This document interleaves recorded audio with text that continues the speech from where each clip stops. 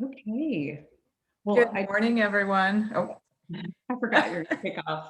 that's okay. Good. I'm Candace Brisson with Dress for Success, and I think everyone on is familiar with Dress for Success, but just very quickly, Dress for Success Indianapolis helps women with all aspects of employment. We help with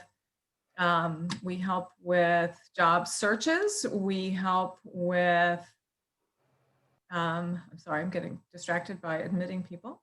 We help with job searches. We provide career planning services. We help with things like wellness, goal setting. We have a success coach who works with women on an individual basis to overcome barriers to getting or keeping stable employment. And our goal is to help women achieve economic stability through employment. So that's what we work with. We don't have any income requirements. We don't have any geographic boundaries. We'll work with any women that we can help. So part of what we do is help women through virtual workshops this past year, and we'll continue that, I think, even in the future. But we've been doing a series of workshop Wednesdays. They alternate between evenings and midday, like this one, and on a variety of topics that relate to job hunting and other topics. I would say that today's topic, personality types, it really kind of covers both those things. It's very important in job seeking because there are a lot of companies these days that use personality tests for job candidates. There are a lot of things to be learned from different personality types and how you work with other people or how you work yourself. So that was part of the thinking behind choosing today's topic.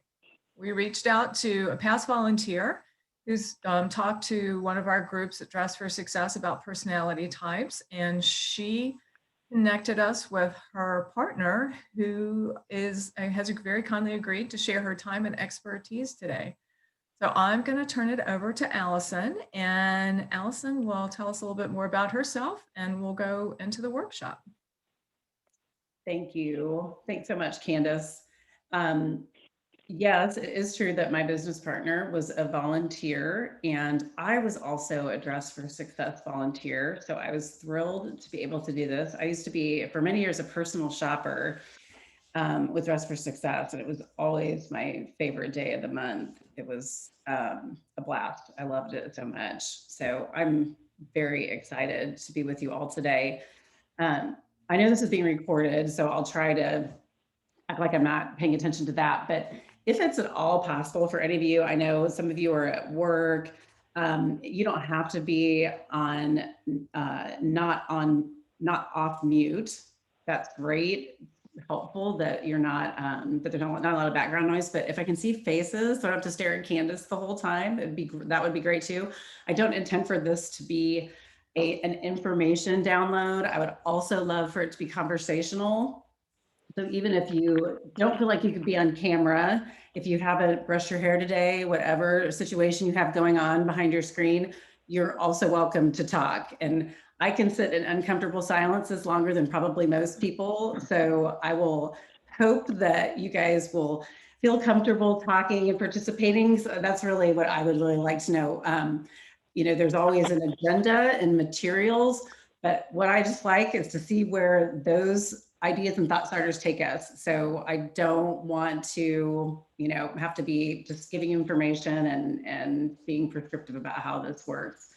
So if you have any flexibility to be able to be on camera and to be talking, that's great. If not, also fine. Just a quick little bit of background about me and about Balloonbase. I was telling Candace earlier, so this will be repeat information for her, but I started working formally as an executive coach, informally for many years before that, but formally with my business partner just about a year and a half ago. I became an entrepreneur during COVID, which was, extremely terrifying and also extremely gratifying. So prior to that, I had a long career in business development and in various industries, and came to meet my business partner, Sherry, through a women's leadership development experience that she had created. And that really kind of put me on the path of this whole career and development and transformational learning. So that's what this company that she founded and that I'm now a partner in does. We're really a development company that specializes in transformational experiences that create impact. We were all about impact and learning, and that's really what differentiates us. We want people to see results. And we do, our work is on a variety of levels: individuals, groups, intact teams, and full organizational systems. So just a little bit about us. We do mostly work with executives. So primarily that means white men. So we've created some special experiences so that we can touch other populations and bring other people into the development experience. So working with women is one of our passion areas. And I think that especially now, with everything that's been happening as women have been exiting the workforce in droves because of what's happening, that we're all seeing a real need for a different kind of leadership. And so thinking differently about how to lead and the skills needed for great leaders.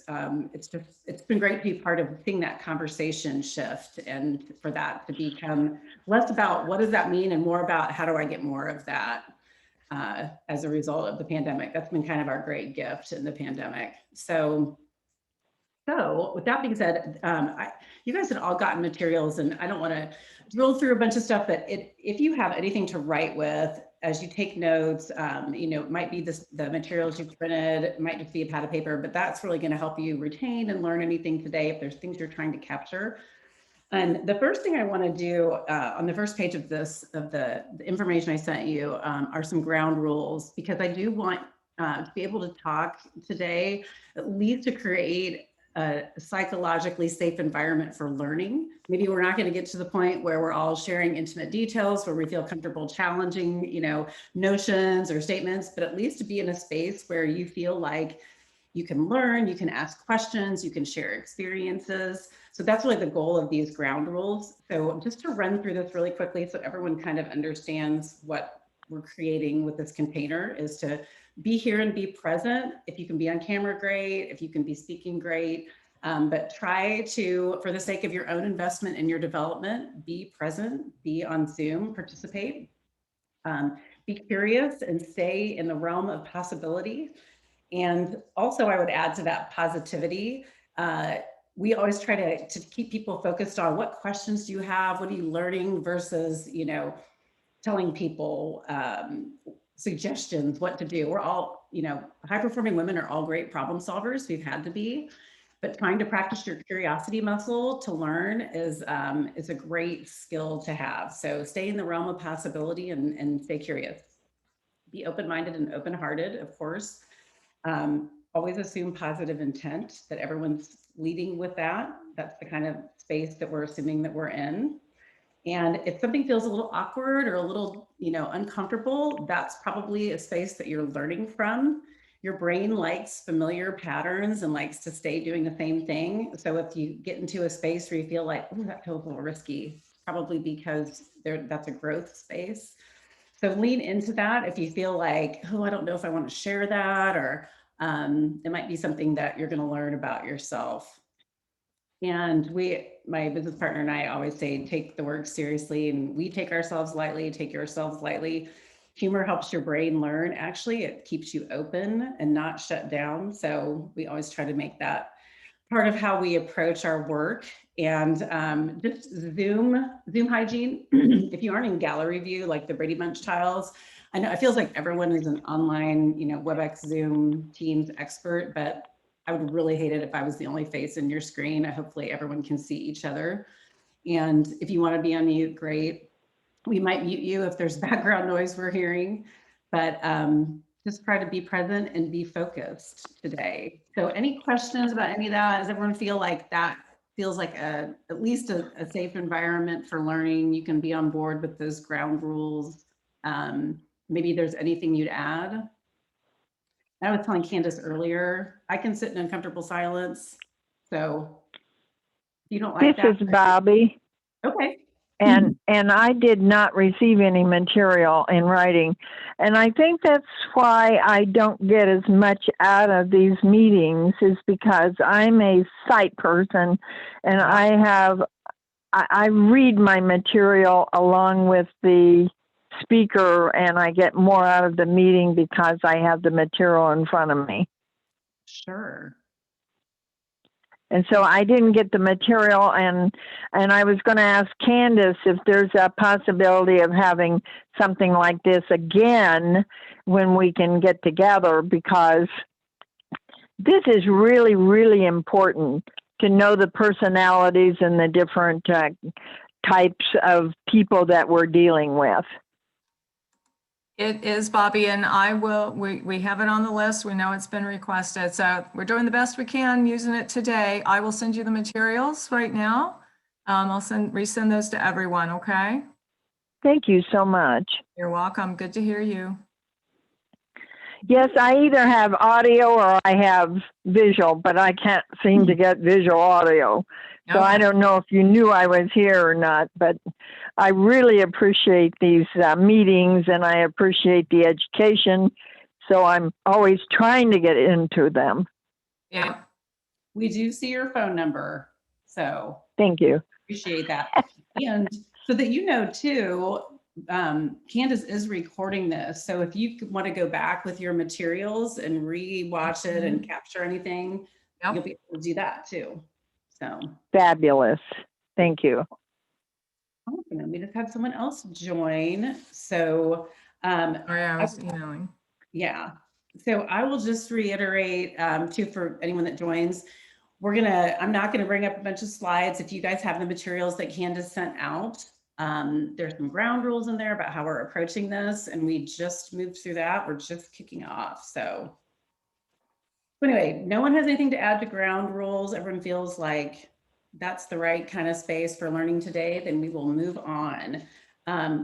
Here's something I want to say up front too, and that is you'll see at the bottom of the materials that we have a copyright. This is all of our IP, and that is to say that we don't want you to go out and create your own seminar based on our materials. However, if you want to use this with your team, your family, feel free to do that. That's what this is intended for as well. So if you want to start team meetings with ground rules or this check-in process we're going to do or anything from today, that's absolutely welcome. Attribute it to us. That's what the intent is, to provide you with all of this too. So hopefully that makes sense. Okay, so the next thing we're going to do really quickly, which is great since there's not a ton of us, and if you can talk, great. I'm going to try to call on people. I know you don't have full names on your screens, but this is something that we do with all of our executive clients. And this is really designed to get people in the room as they're joining a workshop or some kind of event, that everyone's sort of got this stuff swirling out in your brain that you've brought into the room, like your kid who's bugging you, your boss who just dropped something on your desk. So focusing on how you're feeling in the moment, how you're entering the room. And then I would say, let's add to this what maybe you want to get out of today. We'll bring your brain into this space and sort of get you present for this work. So I would like to just go around the room. I can actually just model this for you, so you sort of know what I'm after, and we can all check in and sort of get a sense of where everyone is and how they're coming to this. And I'll call out people just so we can move through it pretty quickly. And I'm gonna say, so by the way, I'm looking at this, so I feel like I know what's happening. So on page 3 of your packet, there is an emotion chart, because what we know from the research around emotional intelligence is that people have an emotion language of about 7 to 12 words. So these kinds of charts really help you get prescriptive about what you're feeling and what's going on with you, and gives you a little bit extra level of understanding, because there's a big difference between being irritated and being enraged, or being blissful and being hyper. So getting really clear about how you're feeling and having language for that is important. The better that you are at identifying what's going on for you, the better you are at self-awareness and self-management. More about that later. So I will model really quickly. I will check in first. And my check-in is that I am extremely excited. I would say I am bordering on hyper. I love being in space. I love learning. I love being with women that are learning. It's like my my favorite place to be. So I'm always kind of solidly in this yellow box at the top right, kind of high energy, high pleasantness. That's sort of my space I live in. And what I'd like to get out of today is to I'd like to have a lot of interaction and questions and not have to just deliver information. So I'll call on you, Candace, to go next. Okay. Check in. Well,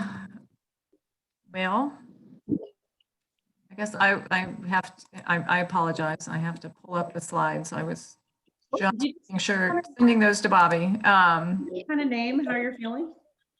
Oh, I am feeling hopeful but stressed. How's that? Yeah, appreciate your honesty. Yeah. I think just with the craziness of the last year that everyone has felt, there's a lot of stress in my workplace. We're short-staffed for various reasons, but I'm very hopeful and that we have lots of good programs going that are be launched. So it's all good. Great. And what do you want to get out of today? What would success look like? Success would look like the women who are on this call, this meeting, walk away having a better understanding of just how to look at themselves and others and some resources they might go to get a better idea of personality types. Great. Okay. Nadia, do you feel comfortable going next? Oh yeah, sure. I'm sorry. I have worker at home and sometimes I have to switch the camera because they are asking me something. I'm sorry. So as Candice, the last year was tough for everybody and I still confused and scared. However, usually when I meet new people or I'm going to any appointment with people that I don't know, I don't feel very comfortable. First, I'm not sure if I speak correctly English, and I know that I need to improve. And actually, Dress for Success was wonderful for me because every time I'm learning something. So I'm in a stage where I'm not feel comfortable to apply for a job, and usually I prefer to do volunteer. And I'm waiting when Dress for Success will be open to start. So this is my situation. I mean.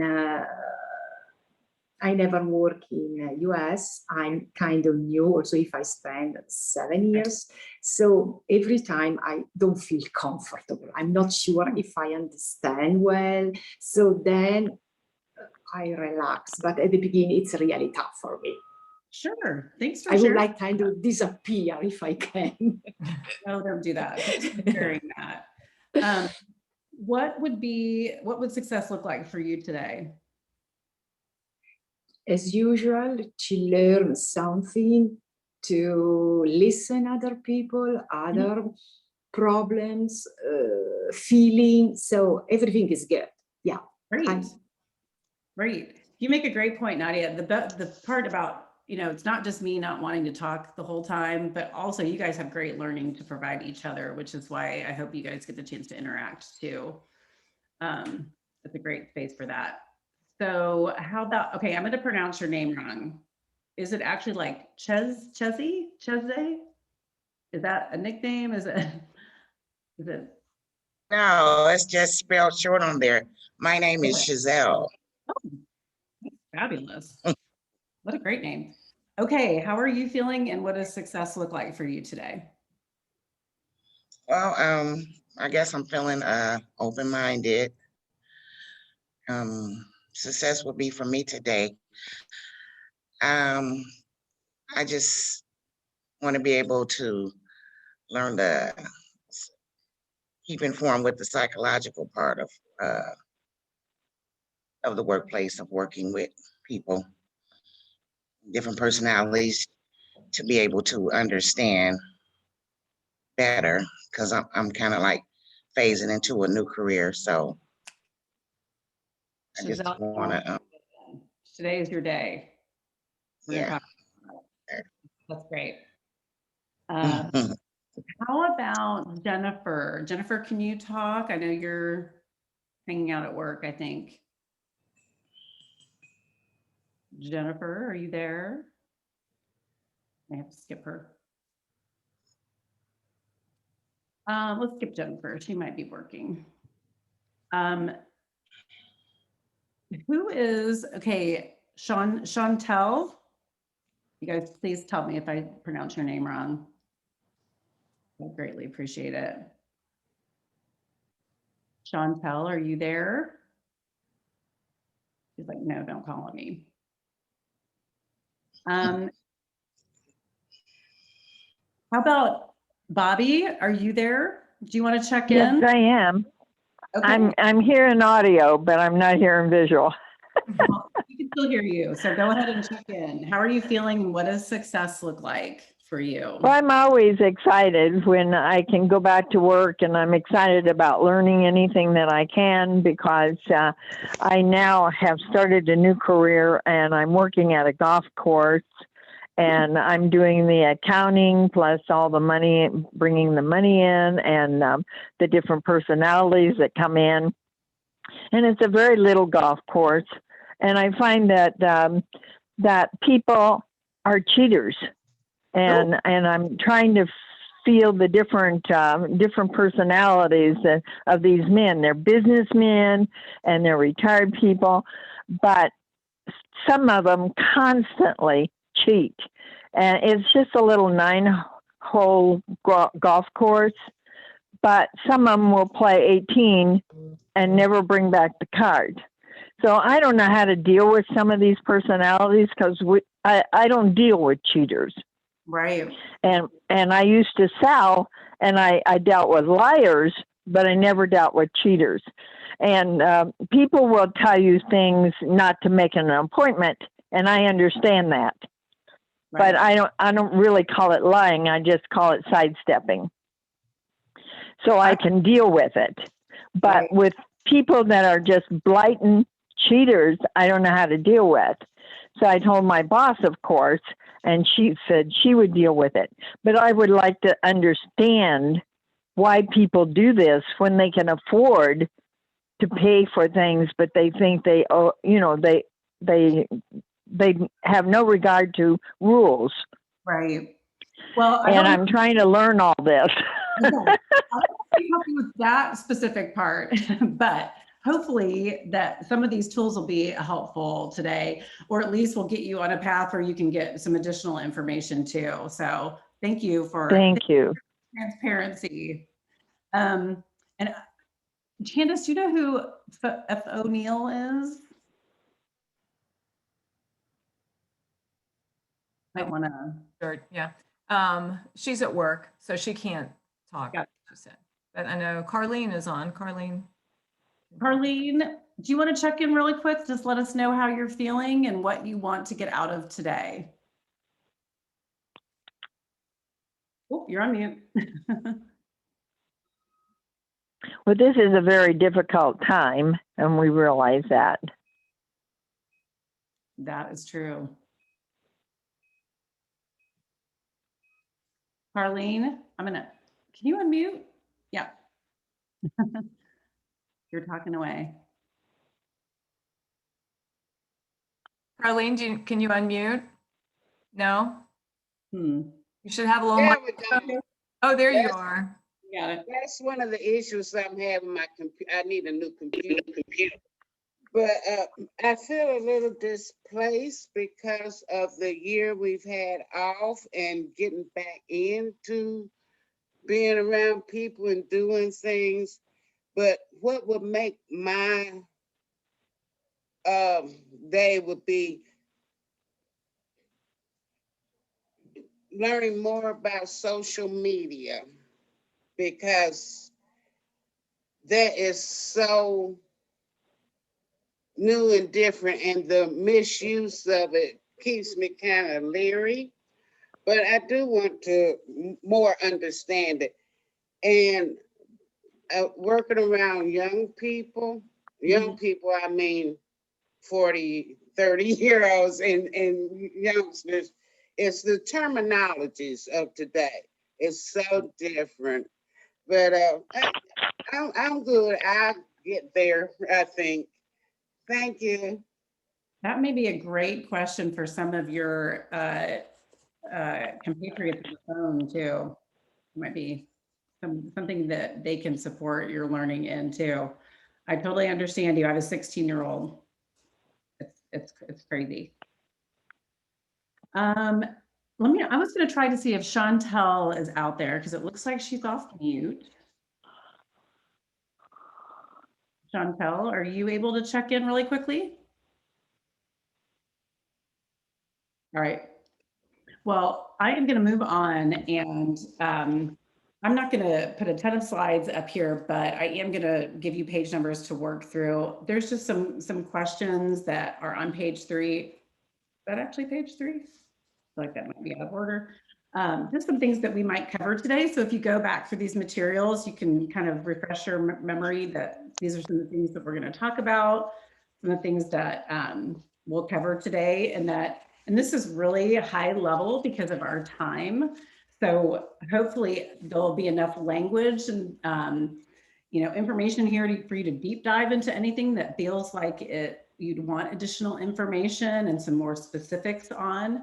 So that's really what the intent is to kind of give you a baseline where to start and how you can be thinking about some of this information differently or thinking about it at all. And if you're just starting out, no judgment, of course.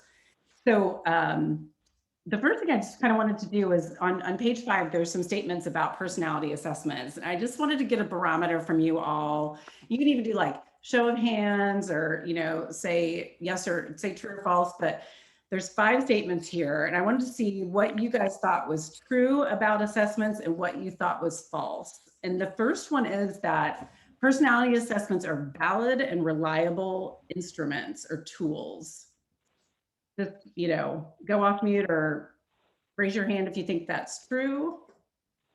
Any thoughts on whether you think that's true or false? If you have no opinion, I'm fine with that too. Want to give everyone an opportunity. I love to understand what you guys understand about this. So most personality assessments claim to be valid and reliable. And to be clear, by valid, they mean that they are testing what they're supposed to test. So if they're trying to get to some kind of personality, sometimes it's a diagnosis. Like if you think about, psychology tests, we use emotional intelligence assessments. So the validity part of it, if it's valid, it will test what it's supposed to test. If it's reliable, it will stay within a range and won't fluctuate where people score because it's consistent. And most personality tests probably fall at the low end of both of those. So there are not a lot of tests that are both valid and reliable. So that's something to look for if you are considering a personality test, whether it's for your organization or for a community group, something that you want to use. Those are 2 of the things that one might be there, one might not. Something to be conscious of as you're looking at those things. And even if, let's say, for example, you're having a job interview and they have you take an assessment, that might be a great question to ask. What do you know about the validity of this and how reliable is it? Just curious, because those are factors. A lot of these tests are created without that backup, and they're not constantly refreshed with additional research and additional data. So something to think about. The next one is true or false. Personality assessments are based on psychological science or neuroscience, brain science. Anyone thoughts on that? Believe that to be true, believe that to be not true? I wish personality tests were based on science. Right? Exactly. But I wish it was, and that way you would know black and white. There's a lot of gray area between personality assessments. It's true. You're totally right on, Bobby. A lot of assessments are not based in science. Even some of the really long-standing assessments like the MBTI, the Myers-Briggs, the women that created that were not scientists or doctors or even PhD doctors or researchers. That field is now researched and that body of work is added to, but originally it was not based in science. So that's another thing to look for. There are some that are based on brain science and how your brain works. The emotional intelligence assessments that we use are. So that's just another thing to think about if that might be important, because not all tests are based on that. A lot of the tests come from a body of research, but people kind of do with it what they will, let's say, and create their own assessment from it. And they may not be, you know, the person who created the research. They may not be a professor who studies it. They may not be a, you know, a neuroscientist. So that's another space where you kind of have to be careful about what you're getting. This is one of my favorite questions. How do you feel that assessments are free from bias? I think that's true or false? Would you repeat that, please? Sure. Do you think personality assessments are free from bias? Oh, definitely not. False. Yeah, that what you're gonna say, Chazelle, false? Yeah, Carlene's like, no, definitely not. Yeah, that is, Say that's, false because of different cultures. oh yeah. And You have even to with, They have, understand someone's culture before you can do anything else. right, they have proven that a lot of the tests, early tests, were based on white culture. And when they gave the test to different cultures, they didn't score highly because their culture was not the same as the basic white. right, exactly.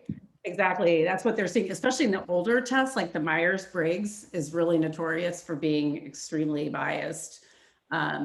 Just because of the scenarios that they even ask in the questions. It's like, when you're considering a vacation, would you blah, blah, blah, go somewhere where there's a lot of structure or go somewhere where your time can be flexible? People take that test, they're like, I don't schedule a lot of vacations. You know, I'm an hourly person just starting out. So that is one of the lines of bias that runs through that, especially if it's an older instrument. The newer ones, they've started to try to take some of that out and create questions that aren't biased for income or for culture, that are more universal. So definitely an issue with some of those, especially longer standing instruments. Okay, another question, true or false? Are personality assessments often used to make good hiring and career decisions? Strong opinions on that?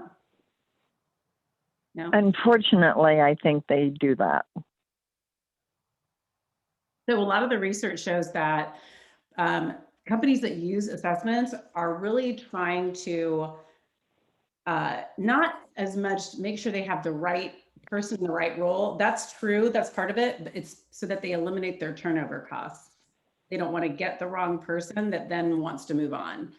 It's not about like, are you the right salesperson and you're going to be a great fit here? It's that, but it's not really altruistic. It's they're trying to reduce some turnover costs by trying to find this magic formula of putting the right person in the right role that will stay there and never leave, or at least stay there for a while.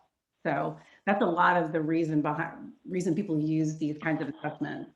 And then the last statement too, I want to kind of move along. I'm trying to be conscious of time, but the personality assessments often try to lead us to believe that potential and personality are innate, which there's a lot of it that is, but what neuroscience has started to discover is that your neural pathways are alterable, that you can make changes in what we've historically known as personality. It's not easy. I mean, anyone who's tried to like quit smoking or, you know, change any habit, start rising an hour earlier, it's really hard. Your brain likes comfortable pattern, but you can do it. Personality is not fixed as people once thought. So a lot of times in these assessments, all that to say is that personality assessments are great for some things. They are not extremely definitive. They're not necessarily unbiased, but it's sort of about knowing what you're getting and how to use it. Make sense?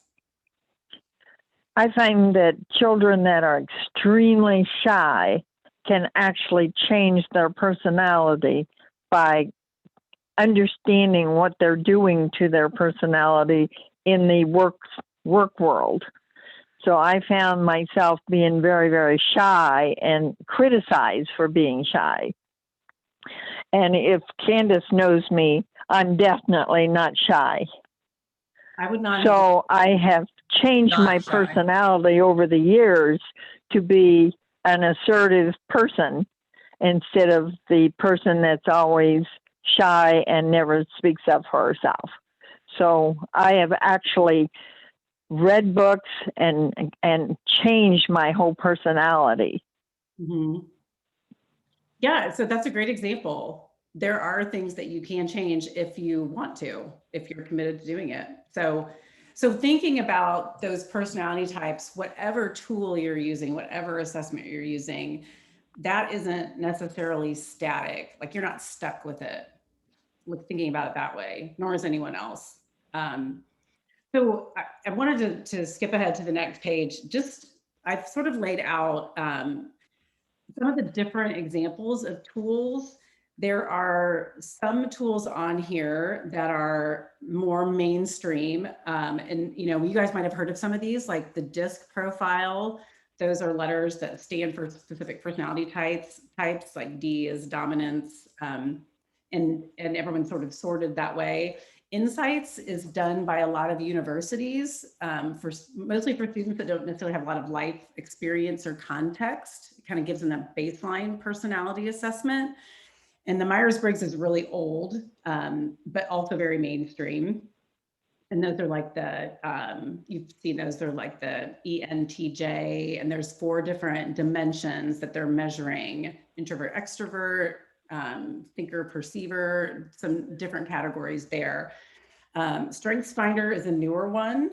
And those are kind of all together measuring, those are much more about competencies, traits, things like the introvert, extrovert trait, whether you're one or the other. There are also assessments that I have on here. They're a little bit newer, and these are more about emotional intelligence. And they are much more about how you show up in places, not necessarily that you're an extrovert, but how that comes to life. So are you assertive? Are you independent? It's a little bit more of a drill down into some of those. And it's a little bit more about behavior too. And it's some more of those traits that aren't necessarily thought of as fixed. They're places you can go and really actively start to think about, hey, if I shifted this, how might this change? So those assessments are becoming much more mainstream. Those are things that we use, they're tools that we use with our clients. There are some that other companies have started to shift toward too, because those are skills that are actually fairly changeable. They're competencies that are fairly changeable in a much easier way than trying to change an introvert into an extrovert, right? The Enneagram that's on here is one of these, it's the up and coming assessment. I don't know if any of you guys have heard of the Enneagram. A lot of religious organizations use it. That's where it's sort of gotten some foothold. And that's a really fascinating assessment. It's extremely comprehensive. There's not a lot of data around the validity and the reliability of it yet, because it is newer. But it's really comprehensive, and it talks a lot about this behavior. It goes into a lot of detail about the behavior changes, how that might look, how you might shift a behavior, what you might want to think about. So that it's a little bit more prescriptive, which is really helpful when you're trying to think about, well, okay, how do I do that?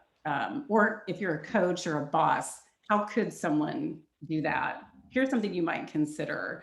So that's a really useful tool, actually. And it's very layered and comprehensive. There's a ton of information in there.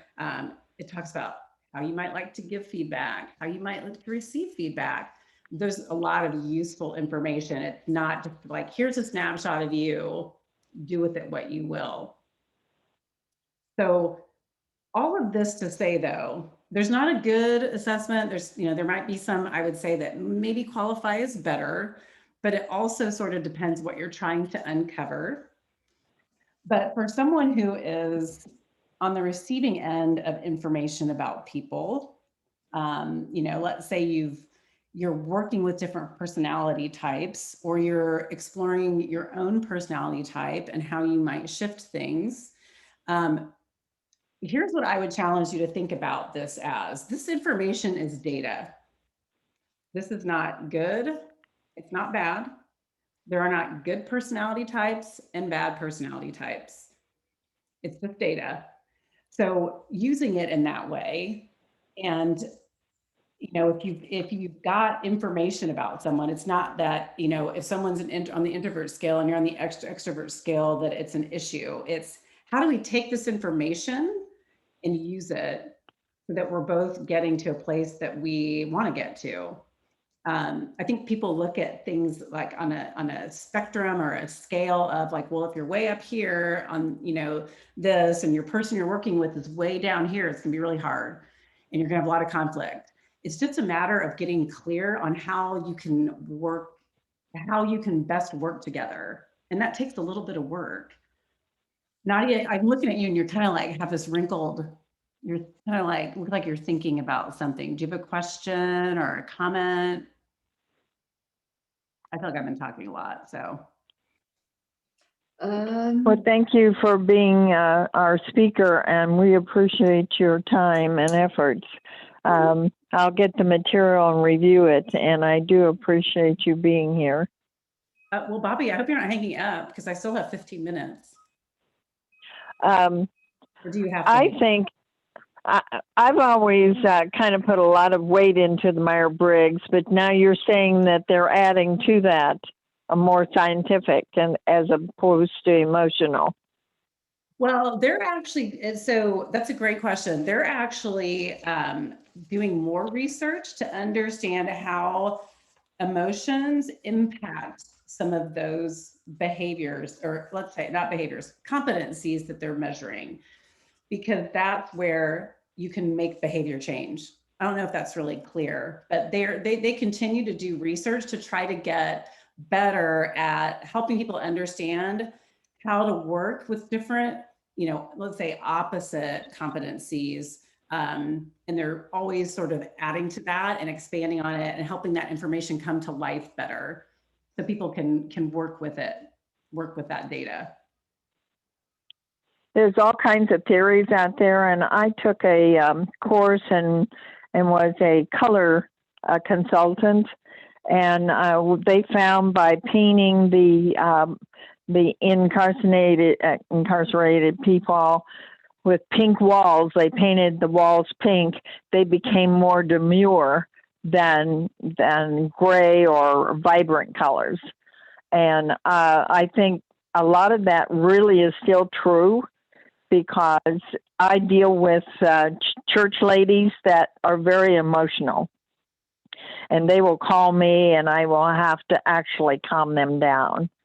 So I'm very good at that.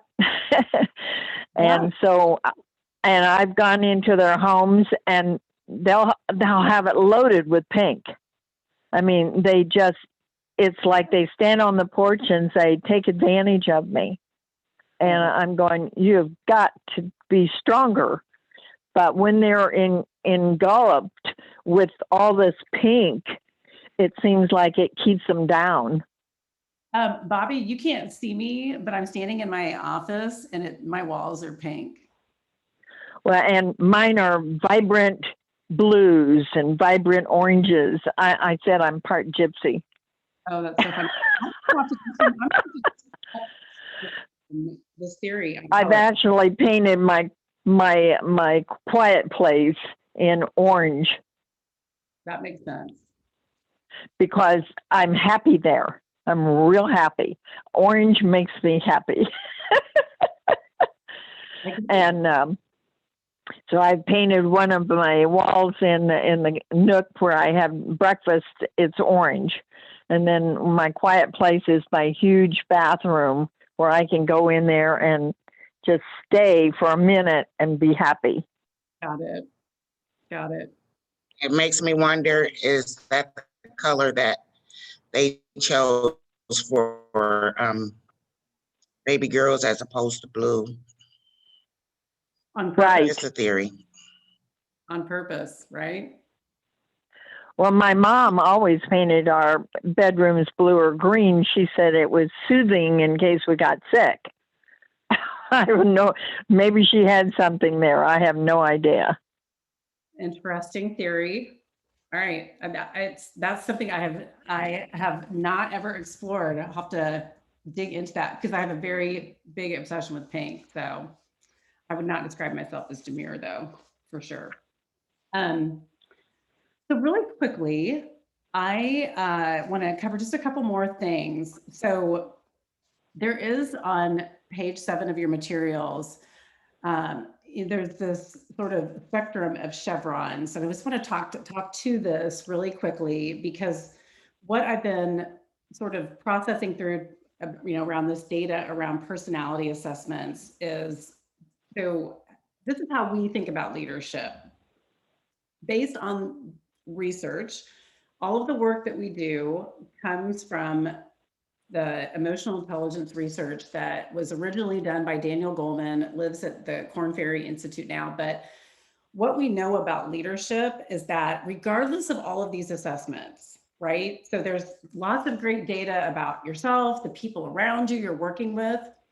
The most important piece of leadership is you. You are the most important tool that you have as a leader. And so the reason that on this page, those chevrons of well-being and leadership style are highlighted, because those are the areas where if you invest your time and energy, you're going to get the highest return as a leader.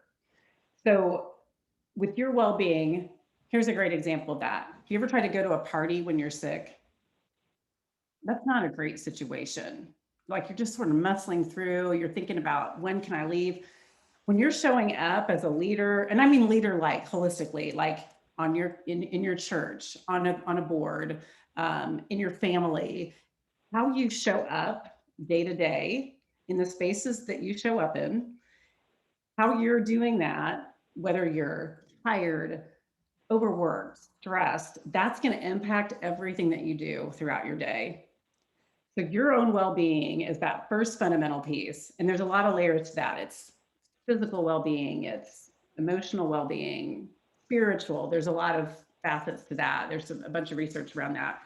But then the next thing is leadership style. And so all of this stuff around personality assessments, whether it's with you, with other people, there's no good or bad style.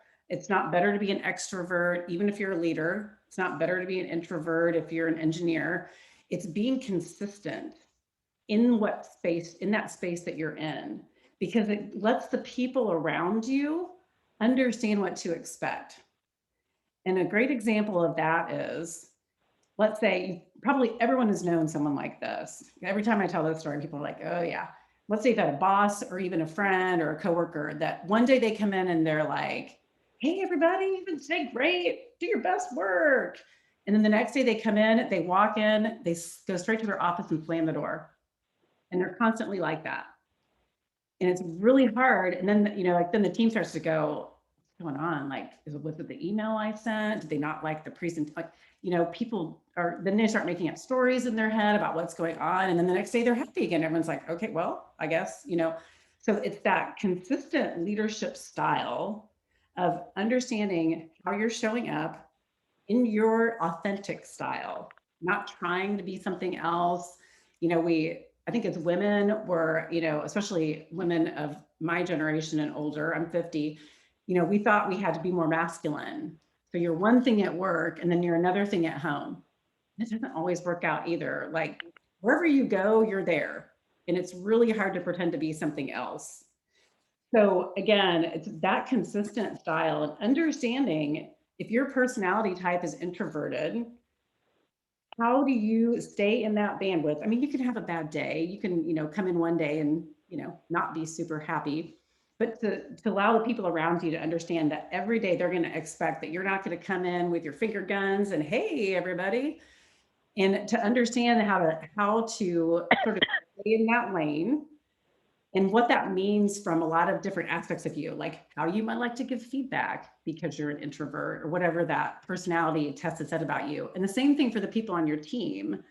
How do you take that information and understand them better, so that you can develop a working relationship? It's not like, oh, well, they're a D, so we're never going to get along. It's how do we come together and understand our differences and make that work? So as a leader, using that as a holistic word, being able to look at that data and get curious about it and say, okay, this might be a place that I don't really know what's going on. Am I really that, I'm thinking of all different assessments, right? I'm using like letters, numbers, MBTI, Strengths Finder. Using that as maybe that's something I want to explore. Maybe if I shifted that a little bit, it would benefit me. And being able to have that curiosity with the people around you, someone whose assessment you may have, whether it's on your team, to say, what would that look like if it was different or it shifted a little bit? Just to sort of use that as information to work with. Not like I'm stuck with this guy, he's the total opposite of me, this is going to be a horrible working relationship. And for yourself to not look at that as those are the things to be fixed. No one's broken, no one needs fixing. But if there was something you'd invest some time in that would benefit you, that's what you want to focus on. Like if you might be on a lower end of an assertive scale, and you're like, yeah, I see that show up. I don't ask for what I need. I let other people take vacation when I want to. I think that if I shifted that a little bit, if I worked on speaking up, using my voice more, that might benefit me. So taking that data, like that's, if you take nothing else away from this, I would stress to look at those assessments as data and how you might want to use it. And not that you're stuck with something or that it's fixed and that there's no changing it, but what can you be curious about? What can you learn from it? And what might you do? Not because you should, not because you should check a box like, oh, I'm really low on this, I should, raise it up. But what if I shifted it might benefit me? That makes sense? Yes. There is also on the very last page, just kind of some questions. Like if you're, let's say you're a team and you've all had an assessment, there's some questions about how a team might use assessment data. Like based on all of us and how our profiles look, what might our challenges be? Maybe it's feedback. Maybe we don't give each other clear feedback well, and we just kind of let everyone, keep kind of fumbling around. What actions might we take as a team, knowing our styles, just looking at that. And then even individually, because you can use every assessment both ways. Like you can do team assessments, you can do individuals, you can sit down with everyone's individual assessments and sort of talk about differences, patterns, and you can do that for yourself too. But just understanding different questions to ask, how to get curious about that information, and to be able to use it. And then really the last thing I would say, and you guys, I did not leave you tons of time for questions, but is that the most important thing is to be able to take your data and to have your own self-awareness and self-management around that before you can even go external about anyone else and how they're impacting you. Like your self-awareness, your self-management is where investing your time and getting a handle on that is going to be really well spent. Because trying to have an external connection, that relationship isn't going to work well if you're a hot mess inside here.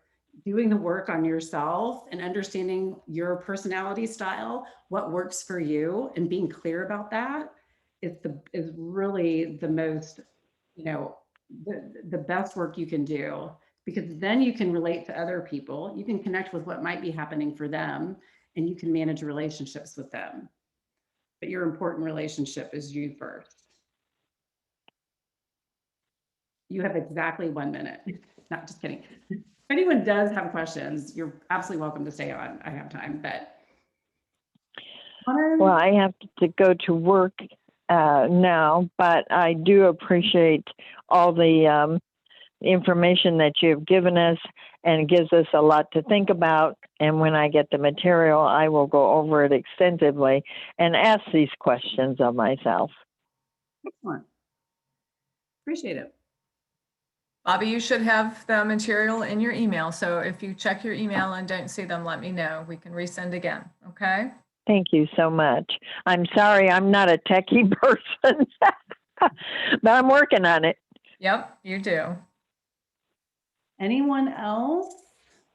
Giselle? Yeah, because Allison, when you were speaking of the material, and I was like a little bewildered because then she was saying it was in our email, so I don't know.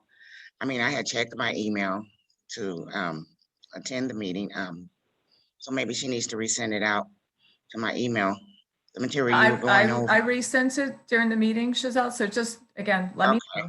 Happy to get it to you any way we can. Oh, well, hopefully Okay. you got enough out of it without following along. And you can always go back and Yeah. watch the recording. And then I had okay, go ahead.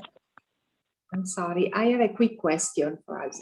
So how can I change my personality? I mean, if I'm a shy person, Mhm. you told me that I'm able to do since I can work on myself. But how can I be consistent going to work, be in touch with other people if I'm not myself? It's kind of fake myself. So when I leave the house, I need to fake for maybe 5 hours, 10 hours, coming back and to be myself. It's kind of compromise. So, okay, I have a couple questions. So why do you feel like, okay, let me back up a little bit further. How would you describe your shyness? Like, why is that an inhibitor? Why is it something that you feel like you should change it? I feel shy usually when I don't feel sure about myself or I feel uncomfortable. And it takes time. It's like when I meet someone new, a friend, it takes time to be comfortable, to open myself. Then I'll be friend forever. And my experience working, I had a problem working with other people. Usually I used to work by myself. I mean, I felt more comfortable because I'm kind of shy. So this is the question for myself. Okay, I can improve as you told me, but if I'm a reserved person and I'll be also at work, but doesn't mean that I'm unpolite. I just like other people, but I like to have my distance, at least at the beginning. Sure. So, Oh my gosh, this is such a great example. I'm so glad you brought this up. So, Nadia, so how do you feel? Because this is a great example of you don't necessarily have to not be shy, not be reserved. That's your style. That's great. That's okay. But how can you help people understand what's happening for you so that they're clear?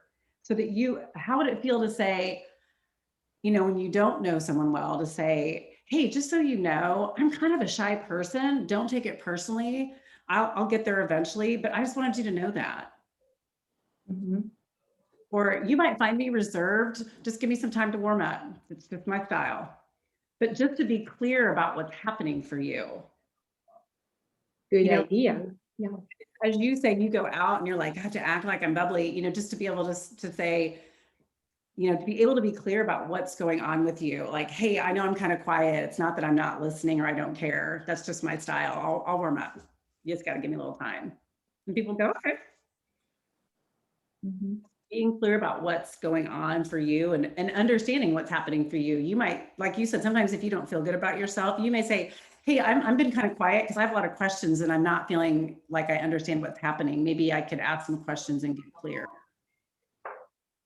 I would say getting in touch with what's actually happening with you and just maybe being able to say that. It's not trying to be something else. It's maybe just being more expressive about how you are feeling. Yeah, so people around me are able to understand what's going on. Yeah, just to be criticized and stuff like that. Last question for me, I'm sorry. So my last experience before I quit my job, I work with a lot of students coming from university, like a degree or stuff like that. And of course, the age was around between 25 to 30. And then some of them, they stay. And of course, we had a gap related to the age. It was not easy to work with them because they were very aggressive. They didn't want to do some work. And so according to what I hear right now, people around my age, it's kind of tough to work because usually the company hire young people.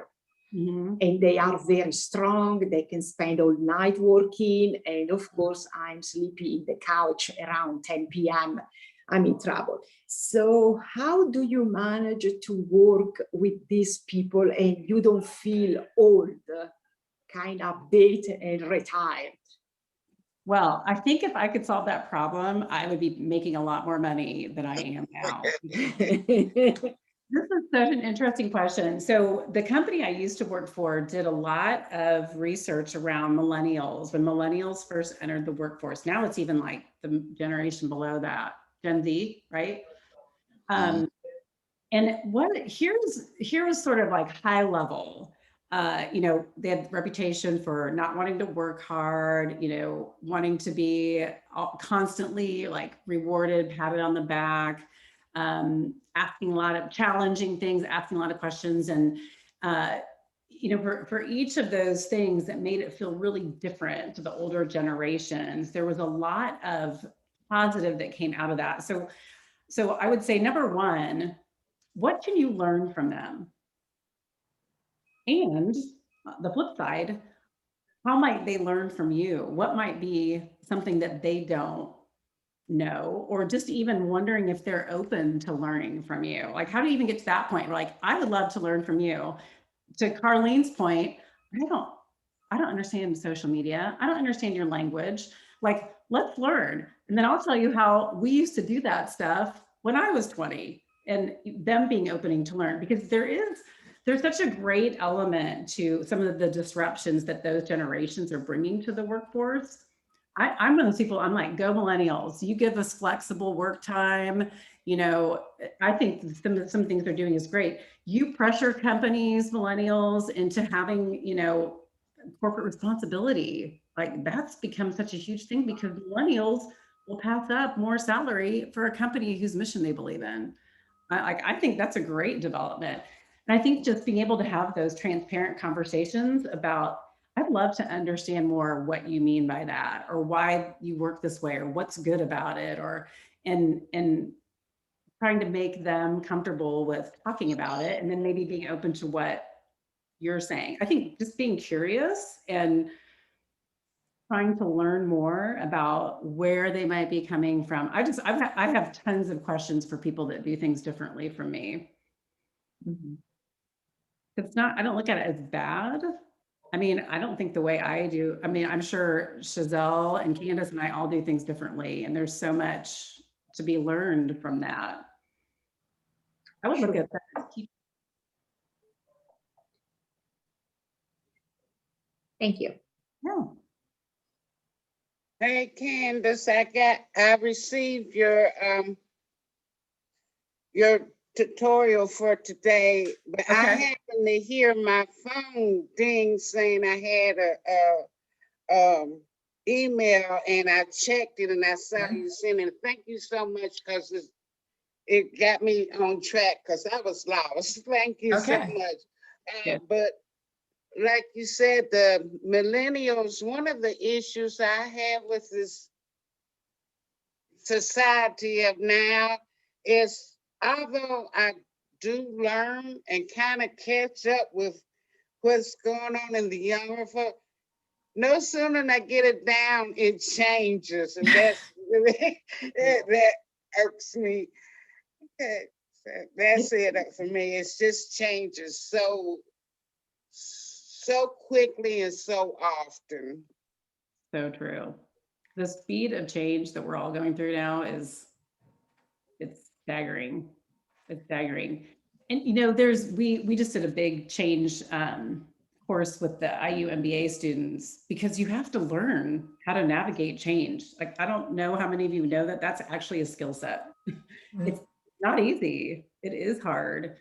Yeah, it's hard to move through, and it's hard to move through constantly. What would you recommend, Allison, for navigating through change That's a great question. in the workplace? Yeah, I think that, sort of a little bit of what I told Nadia, is being open and being curious. I think really even starting further back from that things are going to change, and just understanding that, right? Like, you're going to learn something and then they're going to bring in a new computer. Like, it will happen. How can you look at that like this is an opportunity? Well, I don't want to say it that way. Like, what about that can you, for you, figure out like what feels like an opportunity, or what like how can you approach it with curiosity, and what do you have to learn? What can that possibly bring to you? What can you benefit from it? Because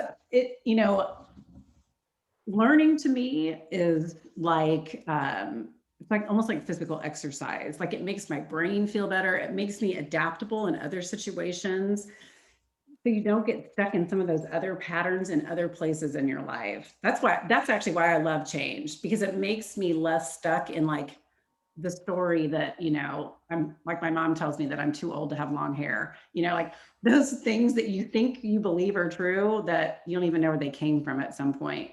So I think that change is actually a great catalyst for keeping yourself fresh too, as you move through life and want to be comfortable. I think it's a great challenge. It's a great way to exercise your curiosity muscles and learn.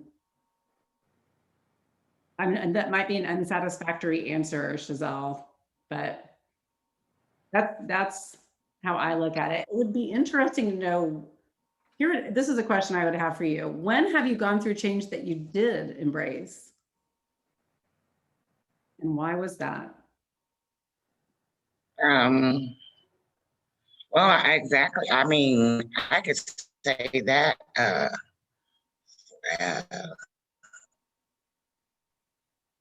for my life right now, I'm going through a big change. I just recently got my Bachelor of Science in Psychology. So I'm going through a career change. I'm going from direct care at my job, which I've been on for 9 years. And so I'm transitioning to a case manager. It's going to be it's going to be a big change for me. I'm a little anxious about it. I guess because what I do as in direct care, I mean, I excel at it. I'm good at it, but I know that I went to school so I could advance, move around in the company, change my economic status as well. But now I have a lot of, I'm just real anxious, and it's like, I know I can do it, but it's something in my mind saying, can you do this? Are you ready for this? And I just don't know how to feel right now. I know that I'm intelligent, so I know that Yeah. I can do it, but then you still have doubt that you belong one place and you don't belong there anymore. Like, I don't belong in direct care anymore, but I feel comfortable there. I guess that's what it is. Wow. Yeah. Your brain likes comfort.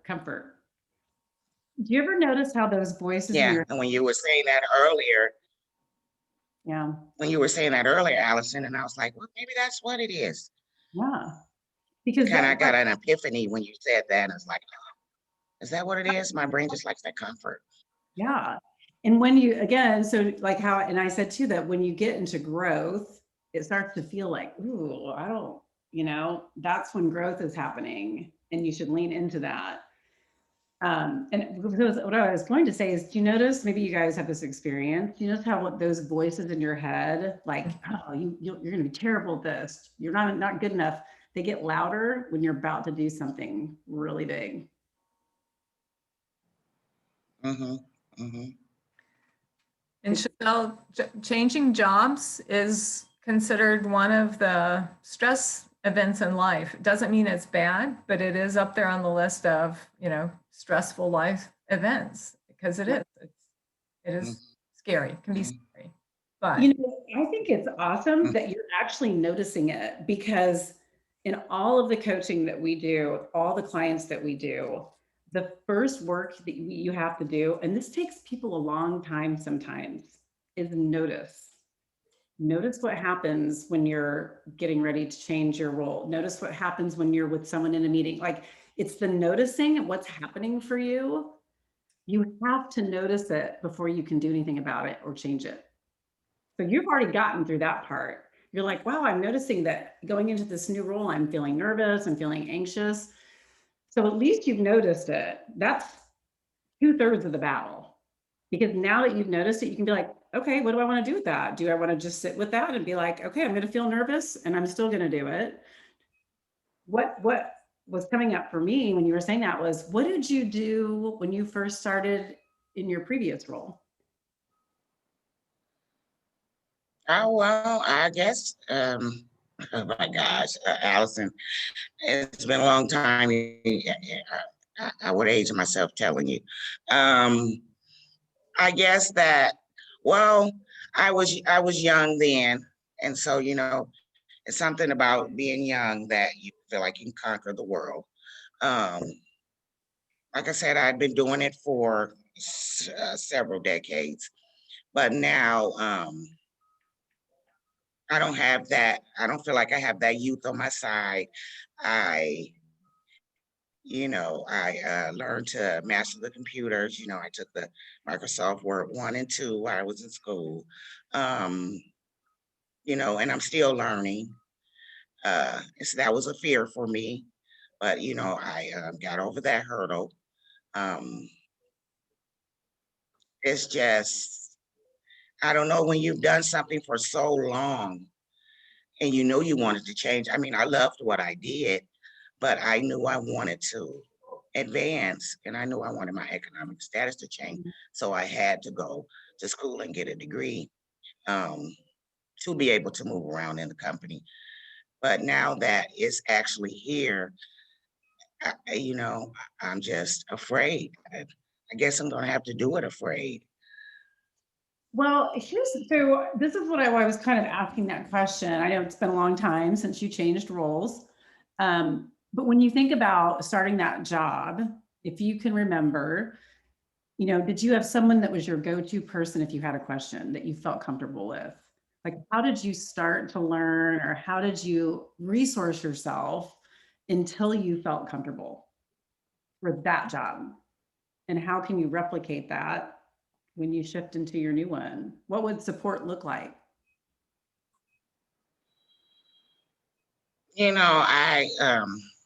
I've told myself if I don't know anything that I need to ask, I told myself I need to be open to that. This will be a new role for me, and it's okay not to be perfect. It's okay to make a mistake. And then, and it's okay to shine sometimes too. Sometimes we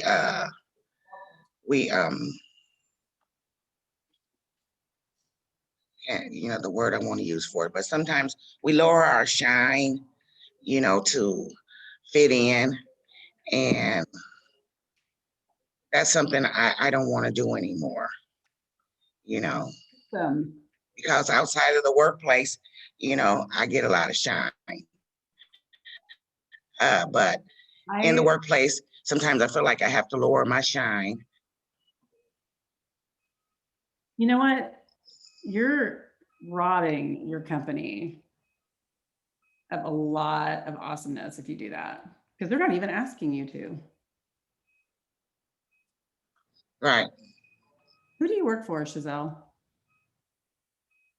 I work for Daymar Services. Okay. Yeah. Did anyone say, hey, Chazelle, you know, you can come and work, take this new job, but we really don't want you to shine? No, of course not. Of course not. It's just that, you know, once I got done with school, you know, and then, you know, when I was going to school, you know, I had, you know, people that were cheering me on, and, you know, they were